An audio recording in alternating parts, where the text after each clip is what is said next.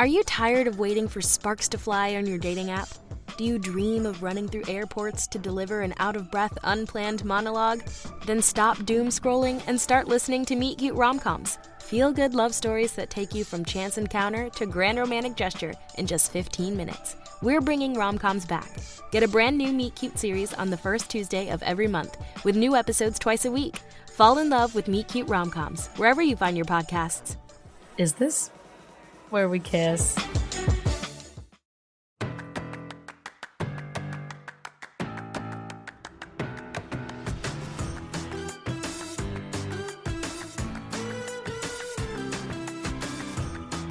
Welcome to Girls Gone Hallmark, a Hallmark review podcast. I'm Megan, and I'm here as your longtime Hallmark movie fan. I'm Wendy. I'm a former Hallmark hater. You did it! I did it. As the words were trickling out of my mouth, I was like, this is not even a Hallmark movie. That's true. That's all. That's the note. Today we're discussing a kind of magic, also known by the title You Put a Spell on Me, which was news to me until I went looking for this movie. As part of our wrapping up our fan favorite fall movie countdown, a movie that didn't even appear on Hallmark, we'd love to have you join us on Instagram at Girls Gone Hallmark, at Megan and Wendy. Come be our friend over there. Yes. You can always email us at meganandwendy@gmail.com. Did you give the Facebook group? Just the Instagram. Sorry, guys. I wasn't listening. A professional operation we got going on over here. I mean, if we could get a movie watch room, it might be different. It might be more professional. I don't know what you want me to do about that. I gotta tell you.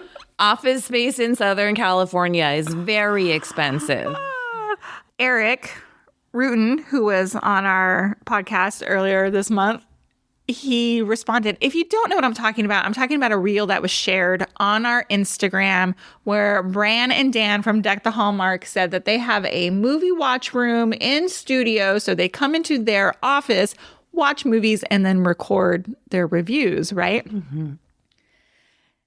When they said this, my mind was like, I can't even imagine that. Mm-hmm. Can't even imagine that. And then when we shared this reel, Eric, who was on our podcast, goes, doesn't everybody have a movie watch room? And to me, I'm like, well, yeah, I do. It's my living room. Yes. We just don't have one in a workspace. We don't have a Girls Gone Hallmark branded watch room with side-by-side recliners. Oh, my God. When I would fall asleep every single time. But maybe not if we were watching them at 9 a.m. in our workday as opposed to at the end of the night after we've met every other person in our family's needs. True. Wow. We got real off topic there. Sorry. Join our Facebook group. Girls Gone Hallmark. Guys. Hey, if you're a fan of the podcast, the very best thing you can do for us is leave us a 5-star rating and a review. And a recent 5-star rating reads, found Megan and Wendy a few months ago. I listen to them every day on my walk. I think I've listened to just about all of their Girls Gone Hallmark podcasts. Love the news and notes and the Did You See That? They're honest, respectful, even if they didn't like it, and so much fun. So glad I found you guys. That makes me so happy. And I would just like to tell that listener to listen to our backlog of 100,000 other episodes of just Megan and Wendy, or join our Patreon. It's, become a Patreon. We're everywhere. You can get a free trial app of Patreon for 7 days. Patreon.com/Megan and Wendy for more of us if you're all caught up on Girls Gone Hallmark. It is time for the synopsis of A Kind of Magic. Matt, the son of a prominent witch family, is expected by the Witches' Council to marry his good friend Lizzie. But when Matt meets Sarah, a psychiatrist, his magic fails him, and Sarah discovers that she suddenly has gained magical powers.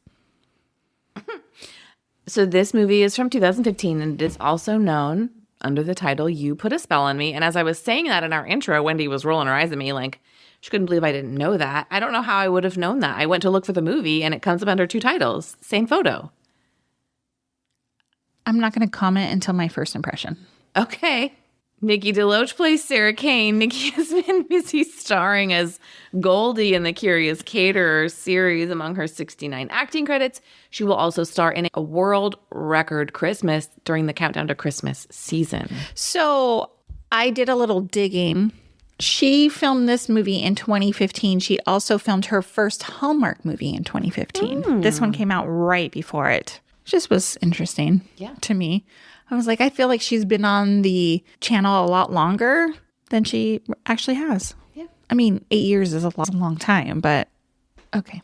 Megan's looking at me like I'm an idiot. I'm really not. Ryan McPartlin plays Matt Andover with 64 acting credits. He's probably best known for his role on Chuck. Did you watch that show? I watched the first season. He's also appeared on Cut Color Murder alongside Julia Gonzalez. Jenny O'Hara plays great-grandmother. You might recognize her as Mrs. Scanlon, Scott's mom from Beverly Hills 90210. But Jenny has 173 acting credits, including recently 1 episode of Never Have I Ever on Netflix and 17 episodes of The Mindy Project. So did you notice when I watched this movie, I shared a picture in our Facebook group. And then when Jenny O'Hara came onto the screen, I was like, oh my God, it's Scott Scanlon's mom. Does anybody know what series she's from? Not Crickets. I was really disappointed. How does no one know who Scott Scanlon is? I know it's a 30-year-old series, but... No, that storyline left an impression on me. Me too. I was disappointed. It was very sad. This movie was directed by Tosca Musk. She has 19 directing credits, mainly within a series of trilogies. Gabriel's... read these because this is one you said this director went on to do a bunch of dirty movies. Look, there's Gabriel's Inferno 1, 2, 3, Gabriel's Rapture 1, 2, 3, Gabriel's Redemption, all of which, having not seen them, and I apologize if I'm wrong, they appear to be smutty book adaptations. What channel are they on? Well, I don't know. I'm sure they're streaming somewhere, but Cinemax. I love a smutty book, so no shade from me. When I read these notes cold and then I come across titles like Gabriel's Inferno, I'm 12 years old. I know. This movie was written by Rachel Stuhler, who has 12 writing credits, including movies called Correcting Christmas and The Baby Proposal. This isn't a Hallmark movie, and Rachel has not written anything for Hallmark. Got it. I think we should mention, we've mentioned in other episodes, but how this non-Hallmark movie came to be on our schedule. Mm-hmm. Wendy specifically asked, show me the money when it comes to Hallmark movies with Halloween. We reviewed October Kiss last week. That's the only one, as far as we know, where Halloween features enough for it to be considered a Halloween movie. But people were like, you have to watch A Kind of Magic. Super cheesy, but it has Nikki DeLoach. It feels like a Hallmark movie. And so we put it on the schedule. And I know the second I started watching this movie, because from the title, she's in a witch's costume on the movie poster. It's not necessarily obvious that this is about witches. Yeah. The second I started watching it and they're like, the coven says, and I was like, oh, Wendy's out. Like, she tapped out the first 5 minutes of this movie. Not necessarily. Let's talk first impressions. What the is the name of this movie? I'm telling you, because I looked it up on Amazon, because that's where I thought it was. So I looked it up by A Kind of Magic. The movie poster that comes up says, you put a spell on me. And I couldn't remember. I was like messing with my brain. Yes. And of course, when I fall asleep in the movie and I got to watch it again for the second time, I'm like, what the is the name of this movie? I have to search it up again. That's my first impression. My first impression is, this is the cheesiest movie that I want to watch again. I know we are going to disagree about this movie. Let's get into it. Okay. All right. What'd you like about the movie that Sean named? That movie with 2 names. Why does it have 2 names? I don't know. I don't understand that. Was it originally on whatever channel it was on? I think it was on Ion, which is a network that I don't think exists anymore. Was it under a different name there? And then, because apparently right now it is available on Hallmark Movies Now. Well, you put a spell on me. Is that what this is called? A Kind of Magic is also a Queen song. Yeah. And there's a music video. And when you try and look for, like, where was A Kind of Magic filmed, everything comes up is about Queen. So maybe they're like, the SEO on this sucks. And they've changed the name. I don't know. But what did you like about this movie? I like Nikki DeLoach. Of course. I thought she was real cute and real funny in this role. Especially when she started to notice that she had powers. Yeah. When the cookies land right in front of her. When she goes into the pantry and she's like, just please shut up for 30 seconds about her friend. Yes. And her friend disappears. That was cute. I thought all of that stuff was quite charming and fun. Nikki DeLoach is obviously the standout star of this movie. I wrote she's charming on any network. And I loved her wardrobe, including her adorable white pleated skirt. I thought it was So cute. Didn't even notice. So cute. She's amazing in this movie. I loved her. I make no apologies. I really enjoyed this movie. Now, it is problematic, and we're going to talk about it. Did I nervously laugh when the mom starts casting a spell over Sarah and Matt, knowing that Wendy was going to be like, you have got to be kidding me? I hated that part. I thought it was super cheesy. Did I decide that I didn't care that Sarah and Matt were both cheating on their respective partners? Yeah, I did. Yeah, I did. That is like the thing you hate the most. I know. And you know what? I'm just tired. I can't do it anymore. They blatantly cheated, and I was like, I'm into it. They're meant for each other. My moral code is out the window. I don't care anymore. Goodbye, moral compass. Is this a good movie? No, I don't think this is a good movie at all. But a member of our Facebook group mentioned that this reminded her of the 1999 Sarah Michelle Gellar movie Simply Irresistible, which is another terrible movie that I adore. In that movie, it's a crab that's magical. A what? A crab. Oh, is that where she's like cooking? She's like a chef or some shit. Yeah, like but that? it's like set in Henry Bendel. In the department store? You gotta watch it. I don't want to watch it. Is Freddie Prinze Jr. in it? No. Does Sarah Michelle Gellar, is she a blonde or a brunette in this movie? I think she's blonde. I can see the movie poster in my head. It was all around the time of like Drive Me Crazy and like all those like teenage angst movies that I love to watch. Yes. Oh, she's like a redhead in the movie. Oh, redhead. Yeah, straight up. Oh, yeah. Look at that.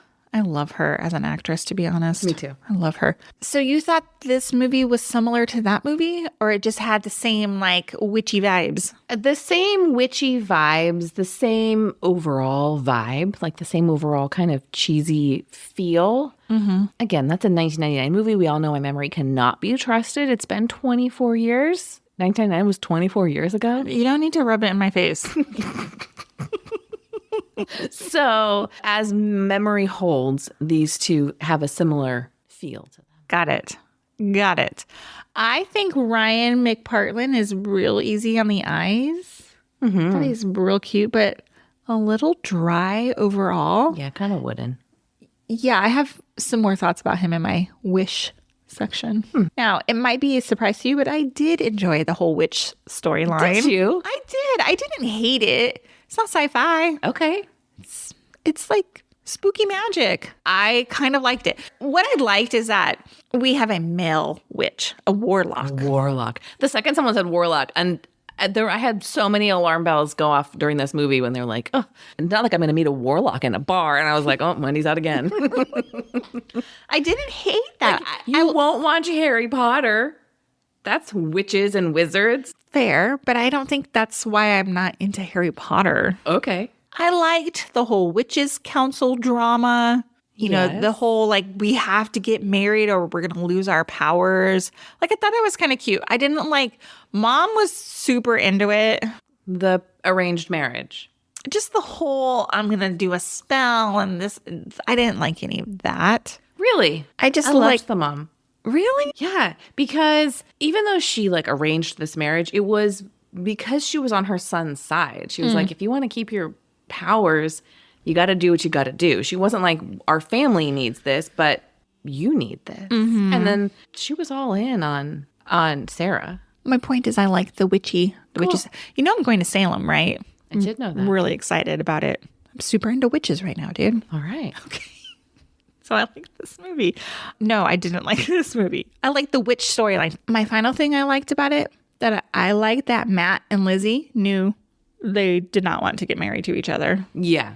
Yeah. You know, sometimes we get those stories, and I know this isn't a Hallmark movie, but sometimes we get those stories where like the woman is all in and he's like, no, I don't want to. So I like that they were both in agreement that they had to do it for certain reasons, but they really were not into either of it. They were equally not into it. Yes. Well, let's talk what we wished for. All right. I really don't love that Matt's magic basically gives him the roofie touch. We talked about in our recent review of Love at the Thanksgiving Day Parade how there's like a joke in that episode where we're like, 2012, that was a different time. Like men were taking care of women. This is a 2015 movie. Yeah. And he has the power to take over a woman's mind and effectively bend her to his will. And obviously he uses it in innocuous ways. Like he gets her to make him coffee and give it to him for free, which is kind of gross. But Super gross. it's not as gross as it could have been, but is incredibly problematic. It could have gone either way. I mean, it could have gone Dante's Inferno, or it could have been. Is that what her movie was called? Not Dante's Inferno. What was the name of the scriptwriter's other movie? No, director. Oh, Gabriel's Inferno. I was like, wow, that's a real deep. Oh my God, this episode is such a mess. I'm such a hot mess. I thought that was like the grossest part of the whole movie. Yeah. Like that he could like manipulate these women. Yes. Like just so gross. It's just gross. And I don't want to be like, I'm afraid like listeners are going to come for us and call us woke. You know what I mean? It's gross. Right. It's disgusting. Colin, the cousin or the friend, his best friend, literally is like, you take over their minds. Like, I give it back to them. It's disgusting. It's gross. Call me woke if you want. I don't want anybody having the ability to take over my mind and doing it casually as if like NBD, dog. I will wear that woke hat. Okay, let's talk about the magic in this movie. I just wish, please do something with your magic other than A, making women bend to your will, and B, moving cups across the table. Yeah, dumb. It's like an 8-year-old's idea of what magic is. Like, ooh, I can make my cup shoot into my hand and clean up messes. And that's all they do. I know. I mean, so you're worried about losing those abilities? Right? So dumb. Like, show me a reason. Okay, obviously they use a spell to create these smoothies that cure colds, among other things, although they don't say what the other things are. What are the other things? They don't say. Maybe they're curing cancer. I don't know. But if you're going to have magic, have magic. What would you do with magic? I don't know. I would be like, make dinner. Oh, sure. I mean, Fold the laundry. I would have Write these show notes. So we already talked about this. It was Nikki's character. She had a long distance boyfriend, right? Yeah. And she ends up kissing this guy after like their big talk after the party. Yeah, gross. Stop it. Yeah, what's really weird is Matt goes to his fiance, Lizzie, and he's like, I spent all night with a girl, but nothing happened, right? But they kissed. That's not nothing to me, honestly. And then later in the movie, he's like, yeah, we kissed. And he's saying it in front of Lizzie. And I want her to be like, I thought you said nothing happened. But that didn't happen. She doesn't care because she's not into that dude. I know. Right? Even if you don't care, I would be upset on principle. Like, don't make me look like a fool. yeah. We're engaged. You can't act like this. Yeah. Yeah. One final wish from me is I thought the pace of this movie was off. There was something not... It moved very slow and it was very quiet. There needed to be some sort of like background music or transitional music or something. I'm not a producer. I don't know the words. I can't articulate exactly what was off about it, but Sound design needed some help. yes. Let's talk. Did you see that? Okay. What kind of bizarre video call software auto answers and turns on the video? Like, if you call me, I need to accept that call. It doesn't just like bloop, all of a sudden I'm recording you wherever you are. Like, that's 2015, dude. That technology didn't exist. So they're like, they had Skype. fair. But fair. Okay. But it just like turns on. Like, what if you're changing your clothes and your computer is open, or you're watching a movie in the bath and all of a sudden it's like bloop? I guess Megan watches movies in the bath. I watch TV on my iPad in the bath. Do you? Yeah. When it's bath season. It's not currently bath season. It's so cool. What else are you going to do Do in the you bath? have I have a tray.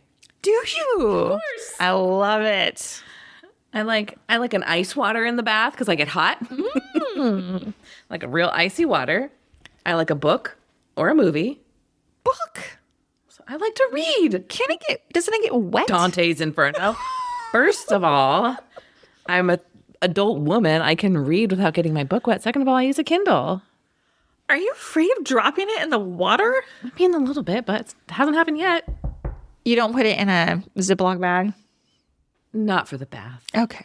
All right. I want to talk about the special effects that were used.